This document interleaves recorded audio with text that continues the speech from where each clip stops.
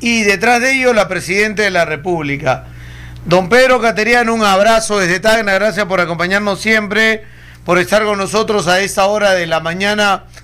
¿Qué fotografía tenemos? ¿Qué nos está dejando el mundo político, la fauna política, quizás habría que decirle, como a veces se ha dicho, de nuestro país con respecto a los operativos de hoy y lo último que viene sucediendo las últimas semanas con detenciones, allanamientos que se están dando a gente ligada tanto a la Fiscalía como a Palacio de Gobierno? Bienvenido a Radio 1, muy buenos días. Buenos días, señor Rondinel, encantado de estar nuevamente en su programa. Un afectuoso saludo a todo el pueblo de Tacna. Bueno, en realidad coincido con las palabras que usted ha empleado como preámbulo. Le agregaría lo siguiente: este proceso de anarquía política es consecuencia también del pacto, de la alianza que hay entre el gobierno de la presidenta Boluarte y la casi totalidad del Congreso, que tiene como objetivo, hay que decirlo ya abiertamente, bloquear la acción de la justicia y garantizarles impunidad tanto a los miembros del gobierno como a sus allegados y a varios de los líderes de los partidos que forman parte integrante de este Parlamento y que abiertamente ya violan permanentemente el orden democrático y constitucional. Es una situación sumamente grave que es consecuencia de la crisis que se originó cuando se forzó la renuncia y la caída de Kuczynski, malinterpretando la Constitución, usando políticamente el precepto de la vacancia por incapacidad moral permanente. Y ciertamente esta grave situación se ha agravado desde que llegó al poder la dupla Castillo-Boluarte, ¿no? Ahora, esto empieza con PPK, ¿no?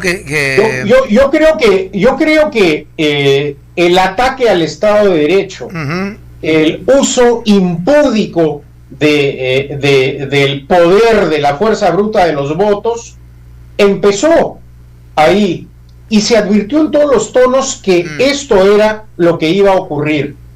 Y ya lamentablemente los parlamentarios y el gobierno, no solo los anteriores, los que sucedieron también, los parlamentos anteriores, se han acostumbrado a violar la Constitución sin pudor alguno y ya con el aval del Tribunal Constitucional, como hemos podido apreciar en las últimas resoluciones de este órgano que se suponía está obligado a defender el orden constitucional.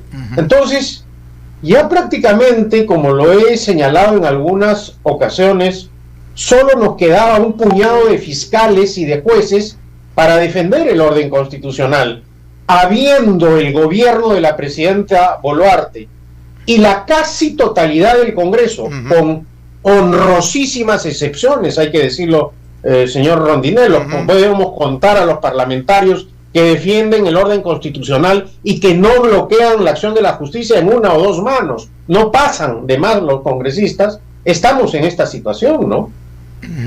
Ahora, esto siempre tiene ahí en el centro, o no visible o visiblemente, al fujimorismo, desde PPK hasta el día de hoy.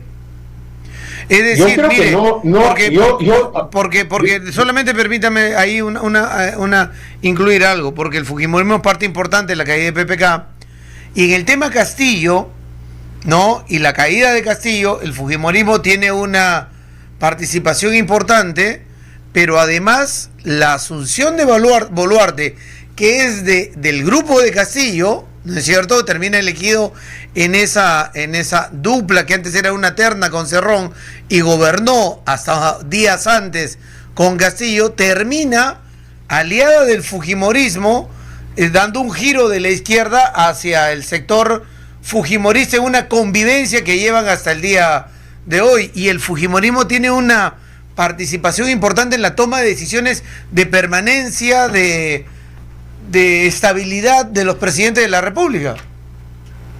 Es absolutamente cierto lo que usted señala. Y ahora se da esta convivencia contra natura entre los partidarios del prófugo de la justicia Vladimir Cerrón, Keiko Fujimori, César Acuña, que además tiene Acuña miembros de su partido en este gabinete, en pleno proceso de bloqueo de la acción de la justicia, Luna y también los otros partidos que forman parte del Congreso. Y esta cohabitación política entre el gobierno de la presidenta Boluarte y la casi totalidad del Parlamento es la que ha agravado ya no solo la situación política y de estabilidad del país, sino gravemente la economía del país. Desde que ganó las elecciones Castillo, se paralizaron las inversiones nacionales y extranjeras. Se produjo la fuga de capitales más grave, creo, de los últimos 20 años. Y algo que no se dice, señor Rondinel, y que yo sí considero sumamente delicado: la migración de cerca de 500,000 de peruanos, 500,000 de compatriotas que se han ido del país porque ya no le ven futuro a nuestro país. Creo que esto es algo que hay que señalar gravemente, diré enfáticamente, porque es un hecho muy delicado. Cuando en un país cerca de 500,000 de ciudadanos migran, es porque no ven futuro. Y la clase dominante en este momento en el Parlamento y en el gobierno no ha tenido en cuenta esta gravedad. Como consecuencia de ello, ha aumentado la pobreza en niveles que ya se habían logrado combatir hace 11 años. Ha aumentado la anemia en los colegios del país, en la niñez del país. Y entonces debemos preguntarnos qué esperamos para adoptar medidas. Y es muy difícil adoptar medidas con estos grupos. Por esa razón, señor Rondinel, desde el comienzo, desde el golpe de Estado efímero que dio Castillo, exhortamos a la convocatoria, al adelanto de elecciones generales. Esa era la salida política. Pero primaron los intereses políticos, económicos y partidarios, y el Congreso dejó de lado el interés nacional. Y en esto hay que decirlo: parlamentarios de izquierda, de derecha, de centro, la casi totalidad privilegió sus intereses personales para mantenerse en sus curules, ¿no? ¿Dónde están esos maestros que decían defender los intereses del pueblo? ¿Dónde están esas mujeres de izquierda que decían defender a las madres olvidadas del Perú? Están preocupados en mantener su sueldo, que descaradamente se lo acaban de aumentar, señor Rondinel. Esa es la vergonzosa realidad. Mientras sale un informe del INEI que habla del aumento de la pobreza, y que si hay aumento de la pobreza significa que la clase media está pasando a pobre. Significa que el pobre está pasando a extrema pobreza. Y esas son muchas de las razones por las cuales no hay inversión y la gente quiere emigrar, quiere irse. Y además las condiciones de abandono no han cambiado. La falta de agua potable en nuestro país sigue siendo un drama. El Estado peruano, con sus 50 empresas públicas ineficientes, sistemáticamente viola los derechos humanos de la gente. Y cuando uno trata de plantear una solución, los prejuicios ideológicos y políticos priman y no hay solución. Ustedes en Tacna, ¿cuántos años están con el problema del agua potable? Toda la vida, hasta el día de hoy. Los opositores, señor Rondinel, a la planta desaladora de agua potable ganaron con la demagogia y la política. Bueno, atacar, criticar es muy fácil, bloquear proyectos igual, Pero ¿qué han hecho aquellos que plantearon que no se construyera la planta desaladora de agua potable? Mientras en Chile se han construido 14 o 16 plantas desaladoras de agua potable para darle agua potable a la gente. ¿Qué se hizo en Tacna? Bueno, ese drama lo tenemos replicado en todo el país.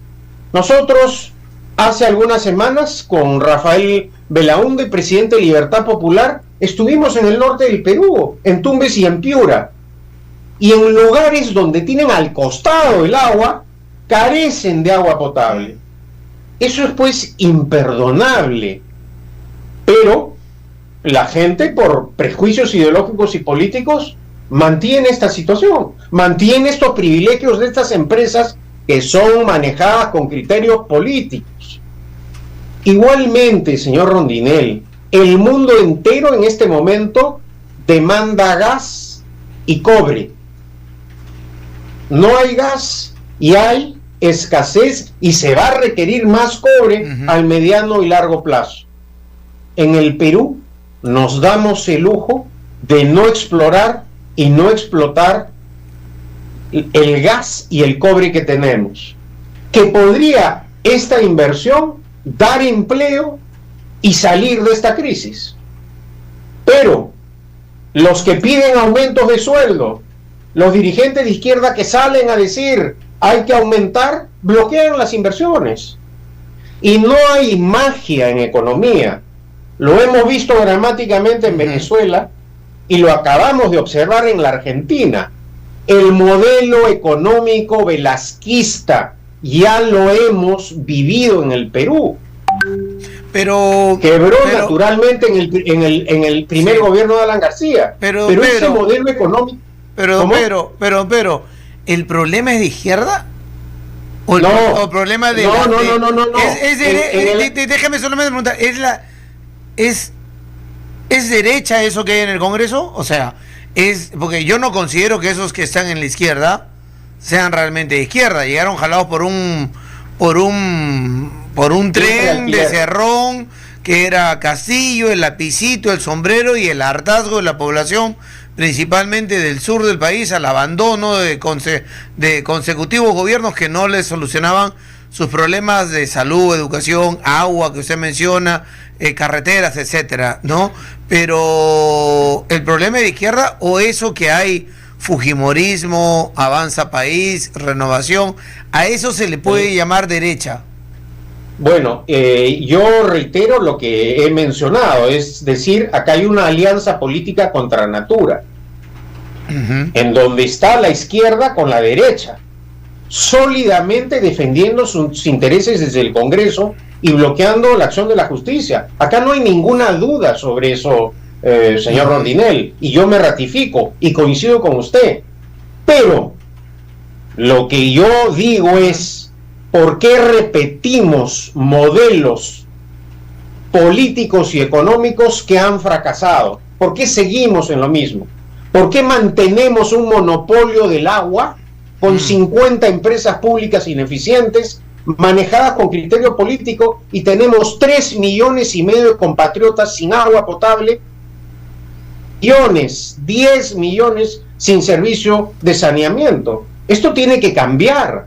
Y este no es un tema de izquierda o de derecha, este es un tema de gestión pública, de decisión. Pero no se toman esas decisiones. No se toman. ¿Y para qué llega uno al poder? Para tomar decisiones, para arreglar los problemas de la gente. Acá lo que vemos es una presidenta fría. Y si yo me siento a recibir relojes, aretes, pulseras, hacerme rinoplastías, colocarme botox y tener a mi hermano haciendo firmar a los prefectos planillones para tener mi partido propio y negociar una próxima contienda electoral, y sobre todo mover un aparato legal y político y del Ministerio del Interior para tapar todas las investigaciones que hay en mi contra, ¿en qué momento voy a gobernar para este país? Y además es claro que como le está pasando a la presidenta Boluarte, ocurrió con los anteriores.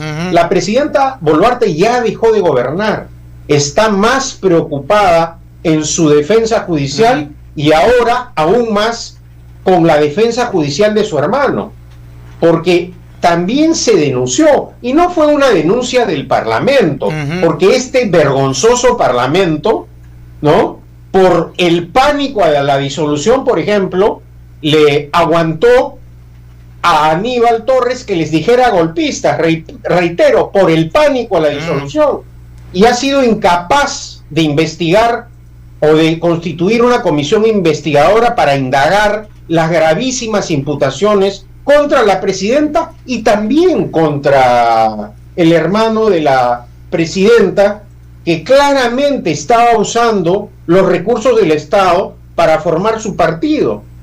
Y lo que debemos preguntarnos es lo siguiente, tal como usted lo mencionó al inicio de la entrevista. La acción política tomada el día de ayer por la presidenta Boluarte es porque ella ya tenía la información de la detención de su hermano. Todo hace pensar que esa decisión fue para bloquear la acción de la justicia y para evitar la detención del hermano. No hay otra explicación a estas alturas. Como decía alguien, no hay casualidades en la política. Y si nosotros evaluamos lo que ha sido la conducta, el comportamiento de la presidenta Boluarte desde que llegó al gobierno ha usado la mentira permanentemente, de manera impúdica, con cinismo, con la complicidad y protección de la casi totalidad de los partidos que forman parte de este Parlamento. Esa es la realidad. ¿Cómo puede ser posible que hasta este momento no sepamos, por ejemplo, en detalle qué ocurrió con el número de fallecidos al inicio del gobierno de la presidenta? Algo imperdonable en democracia, tener ese número de fallecidos. Entonces acá hay hechos muy graves. Y la gente cree que van a acabar bien. Esta borrachera de poder, de usar la fuerza bruta de los votos, ya la conocemos, señor Rondinel, también. Nos hace recordar la época dura del fujimontesinismo o el primer gobierno de Alan García, donde aprobaron una ley para asaltar los bancos y creían que la fuerza bruta de los votos convertía en constitucional ese atropello. Eso ya lo conocemos y sabemos cómo acaba. Sin embargo, este Parlamento y este gobierno insiste en esa metodología que está en contra de la democracia. Ahora, ese gobierno, y es claro, coincido con usted, es un gobierno mentiroso, pero ha pasado en las últimas semanas a ser un gobierno claramente obstruccionista de la justicia. Sin ninguna duda. Y prueba de ello es el acto realizado el día de ayer por la presidenta Boluarte contra este grupo de la policía que precisamente trabajaba en colaboración con la Fiscalía en la lucha contra la corrupción. Todo hace ver de que el escenario de que Dina Boluarte se vaya sola, o sea, renuncie, es muy difícil. De que se le caiga el gabinete podría ser, si es que alguien tiene decencia alrededor de ella en alguno de los cargos, aunque la gran mayoría han demostrado en los casos de los Rolex y en el caso de las cirugías que son escuderos y defensores de la presidenta de la República. Que la calle se movilice está muy difícil, está muy fría, y la gente anda pensando en qué me voy a llevar al estómago con 30% de pobres en el país y qué le voy a llevar a mi familia, cuando claramente es el gobierno el que ante la mala gestión tiene al país sumido en esa crisis. Pero hacia el lado del Congreso si Keiko Fujimori no toma una decisión, si no es ella la que baje el dedo, no se va a ir la presidenta de la República o no va a caer este gobierno. Exactamente, pero yo creo que la gente que está encubriendo, porque hay que decirlo claramente, encubriendo actos delictivos al interior del Parlamento, léase mochasueldos, etcétera, y encubriendo los actos ilícitos del gobierno, más temprano que tarde, espero que la población también reevalúe sus posturas, ¿no? Porque hay que decirlo también, Keiko Fujimori tuvo oportunidad para demostrar que puede trabajar en democracia con métodos democráticos. No lo hizo así con Kuczynski. Y ahora está repitiendo más de lo mismo. Entonces, ¿qué es lo que nos está pasando al resto de peruanos?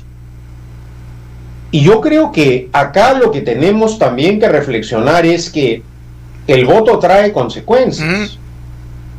Se advirtió en todos los tonos que elegir a una dupla como la de Castillo y Boluarte, liderada por un partido político vientre de alquiler, por una persona que estaba ya condenada por la justicia y que hoy es prófugo, iba a traer malas consecuencias para el país.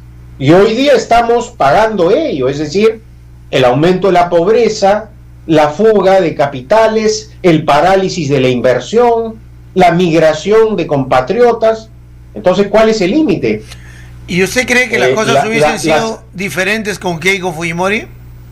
No lo sé, a estas alturas no lo sé, porque el comportamiento de ella en este momento es claramente antidemocrático, pero por lo menos en ese momento sus iniciativas no fueron golpistas como las de Castillo, Boluarte y Cerrón, ¿no?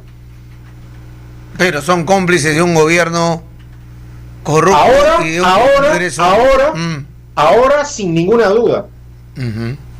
Ahora, usted habla de la forma de votar, y yo sí estoy pensando, hace varios meses, o sea, la calle está callada, está silenciosa, la gente tiene que salir a trabajar, a sobrevivir, y ahora viendo el cuadrito, el mapita del Perú, entiendes por qué la gente tiene que salir a comer, y aviso que ha habido 50 muertos en protestas en nuestro país al inicio de este gobierno.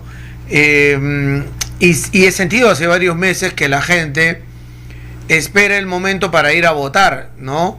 Claro, hace 4 meses las cosas no estaban tan graves como hoy, no estaban tan complicadas como cada día se van complicando en el país, y seguimos viendo denuncia tras denuncia. Yo le decía a entrevistados o a mis oyentes, la gente está guardando su voto, está esperando el momento en el cual cada uno, el voto de cada uno es igual en el ánfora, en la mesa de sufragio, vale igual nuestro voto de Tacna como el de Lima, como el del norte, el de la selva, el de la costa, el de la sierra, y estamos esperando ese momento.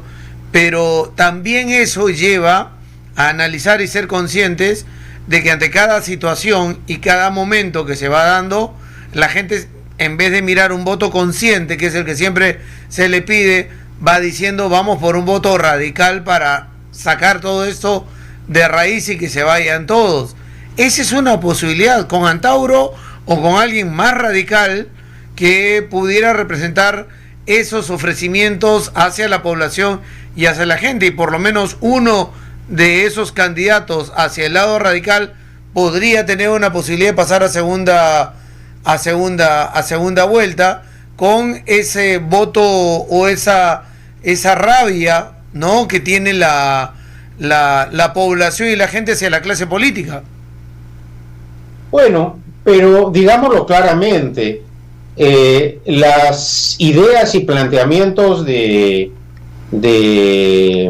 Humala, de Antauro Humala, son claramente antidemocráticas, ¿no? Es una opción peor que la de Castillo, Boluarte y Cerrón. Es peor. Es peor que Maduro. Es peor que Díaz-Canel, ¿no? Entonces, si la situación es pegarnos un tiro, esa no es la situación para arreglar problemas. Los problemas en un país se arreglan democráticamente, no a la fuerza bruta, ni a balazos, ni insultando, ni corriéndose de la justicia. Esa no es la forma de administrar democráticamente un país. Lo que quiere Antauro Humala es un totalitarismo, una dictadura como la cubana, como la venezolana o como la nicaragüense. Esos son los planteamientos, y ciertamente es más radical que Castillo y que Cerrón. Cerrón y Castillo al lado de Antauro Humala son niños de teta, pero esa no es la solución. La solución es arreglar los problemas democráticamente, y eso no está ocurriendo. Partamos de un tema esencial, la minería. ¿Por qué hay un rechazo a la minería en el sur del Perú? Porque la riqueza no es compartida, señor Rondinelli, y la riqueza no puede ser concentrada en pocas manos, tiene que ser compartida, como en aquellos países donde hay progreso, hay salud, hay educación, hay un Estado eficiente. Pero para que ello ocurra, la zona de influencia minera tienen que darle pues a la gente agua potable, vivienda, educación a sus hijos, un futuro. Y eso no se está percibiendo. ¿Y qué ha permitido esta situación? El avance de la minería ilegal, y que la minería legal esté prácticamente boicoteada en la ejecución de sus proyectos. El caso más dramático, señor Rondinelli, es el del uso del canon minero. El uso del canon minero se hace en base a ineficiencia e incompetencia de los gobiernos regionales y distritales. Nosotros hemos planteado en Libertad Popular hace tiempo que parte del canon minero se deposite en cuentas individuales con nombre propio y DNI en favor de la gente que vive en la zona de la influencia minera. ¿Por qué no se hace eso? ¿Por qué? ¿Cuál es la razón? Y así como hay ese caso, parte de la riqueza de la minería, invertirla para rescatar restos arqueológicos abandonados en casi todo el Perú. El Perú podría ser una potencia turística, pero por ineptitud, negligencia, populismo, demagogia, es un tema que tenemos absolutamente abandonado por prejuicios ideológicos y políticos. Yo siempre he puesto como ejemplo el caso del restaurante de la Huaca Pugliana en Lima, ¿no? Que era una huaca abandonada, como las cientos de huacas abandonadas en todo el Perú, que podrían generar empleo, impulsar el turismo regional. ¿Por qué no se hace eso? Si se puede hacer, países con menos riqueza arqueológica que nosotros tienen más turismo. Mire, señor Rondinelli, todo el pleito en Choquequirao, en el Cusco. ¿Por qué se pudo construir el teleférico en Cuelap? ¿Y por qué hasta ahora no se puede hacer en el Cusco? Por los prejuicios ideológicos y políticos. Y llega un momento en que la ideología y la política, el pleito, la confrontación, la tenemos que detener. Porque la obligación de una autoridad es gobernar en beneficio de la gente, no en beneficio de los partidos. Pero, por ejemplo, don Pedro, Tacna tiene 60 años a Sauder, y la tiene desde el 2006 con buenos ingresos y buena distribución de canon. Y el efecto sobre nuestra región es prácticamente nulo. Y hablo de gobiernos regionales y municipales ineficientes, malos en inversión, corruptos, que se han levantado la plata en carretilla, pero también a un Estado ausente, un gobierno central y ministerios que se unan a la gran minería a evaluar y sentarse sobre la mesa y ver cuáles son los proyectos necesarios que necesita cada región y ser parte de ellos, en la elaboración de proyectos, en el perfil de proyectos y en la contratación de empresas que vengan a hacer los proyectos necesarios, por ejemplo, hídricos, que se ha mencionado en nuestra región. En la zona de influencia de Toquepala, que es la mina que está en Tacna, tenemos hacia arriba Candarave, que da todo el agua y que cada vez tiene menos agua porque consumen 1950 litros por segundo, cuando Tacna vive con 500. Ellos consumen 4 más para la minería, 4 veces más que Tacna para la minería. Y en la zona donde está Toquepala, que es Jorge Basadre y está Ilabaya, Locumba, o Jorge Basadre y Eite, no tienen ni agua ni desagüe. Todas esas zonas y sus pueblos, y así hacia Candarave, en toda esa cuenca. No es posible que 60 años después, dando cobre y sacando piedras para refinarlas en hilo, subirlas a un barco y luego nos las devuelvan con valor agregado o las distribuyen al mundo, llegan millonarios a empresas que han invertido y están capitalizando ese mineral, zonas de donde sale la riqueza se encuentren en esas condiciones. Completamente de acuerdo con su apreciación, señor Rondinel. Por esa razón hay que reformar eso. La riqueza tiene que generar beneficios a la gente. Y el tema del agua potable en Tacna es un asunto de urgente solución. No de urgente solución ahora, desde hace tiempo. Pero lo que tenemos que ser conscientes también es que ¿dónde están aquellos, por ejemplo, que se oponían a la planta desaladora de agua potable? No, ¿qué plantearon como alternativa? Yo lo recuerdo, o sea, acá nosotros planteamos o tomamos la versión en esa época, alcalde provincial de Tacna, hace, si no me equivoco, 12 o más años, de 12 a 10 años, de plantear una planta desaladora para Tacna, para abastecer de agua a nuestra región, lo cual era un tema a ponerlo en debate por los costos, porque en ese momento tenían un costo, pero se analizó Israel, Islas Canarias, zonas y Chile, que ya tenía sus primeras plantas desaladoras, pero la respuesta del grupo opositor no era coherente. ¿Por qué? Porque mientras se decía, y acá se hablaba de sacar números, costos, cuánto podría costar y que también podría dedicarse parte a la agricultura con riego tecnificado y ver esos temas, la respuesta del grupo opositor era: no, con agua desalada nacen niños con 5 brazos y con 2 cabezas. Entonces tú no puedes debatir con gente que te responde de esa manera. O sea, dime por qué no, o pon sobre la mesa el debate de por qué no. Y lamentablemente por la política no se avanzó, y no eran grupos de izquierda o no, eran opositores a quien planteaba la propuesta de llevar adelante la desalación de agua. Hoy sé que en el sur de Lima, por ejemplo, hay un par de plantas, Santa María me parece, y otros que se van realizando, pero son proyectos que hoy en el mundo se habla mucho por el tema del cambio climático y por la reducción de costos. Pero señor Rondinel, no necesitamos irnos a Israel o a las Islas Canarias. Veamos el ejemplo de Chile. ¿Por qué no nacen niños con 5 brazos en Chile o con 3 cabezas? Sí.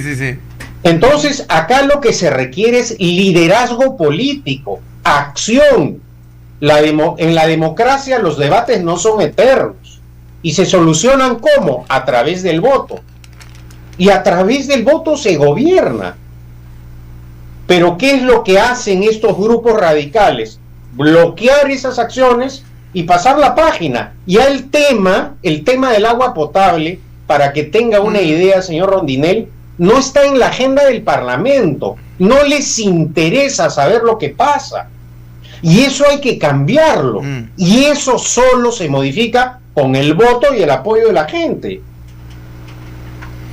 Tiene toda la razón. Son los intereses de sus hijos, de sus nietos, los que están en juego. No la demagogia que el niño va a nacer con 7 brazos y 5 cabezas. Entonces hay que tener acción y ciertamente uno llega al gobierno para tomar decisiones, no para disfrutar del poder y dedicarse a viajar como lo hacen ahora los señores parlamentarios, ¿no? ¿Cree usted que haya un fin o un final en las próximas horas de Dina Boluarte como presidenta? No lo sé, pero lo que es claro es que el país hasta el 2026 no va a aguantar esta situación de descomposición de la institucionalidad democrática en el país, ¿no? Por esa razón, sostengo que la tarea en este momento de salvataje del sistema democrático en el país está en manos de un puñado de fiscales y de jueces. Ciertamente el Poder Judicial no ha estado a la altura de las circunstancias, pero frente a la claudicación del Congreso y del gobierno, esa es la situación. También de la prensa, señor Rondinelli. Las denuncias, las acusaciones no provienen del Parlamento, que ya abandonó su tarea de fiscalización. En este momento también la prensa juega un rol decisivo. Y yo confío, a su vez, que más temprano que tarde la ciudadanía también reflexione y reaccione, ¿no? Porque no hay democracia sin justicia. Y lo que estamos apreciando ahora es que tanto el gobierno de la presidenta Boluarte como la casi totalidad del Parlamento pretenden bloquear la acción de la justicia para garantizar su impunidad, ¿no? Don Pedro, gracias por acompañarnos el día de hoy. Le dejo un abrazo. Gracias. Igualmente. Gracias. Buenos días. Pedro Cateriano nos acompañaba el día de hoy, ha sido Premier de la República.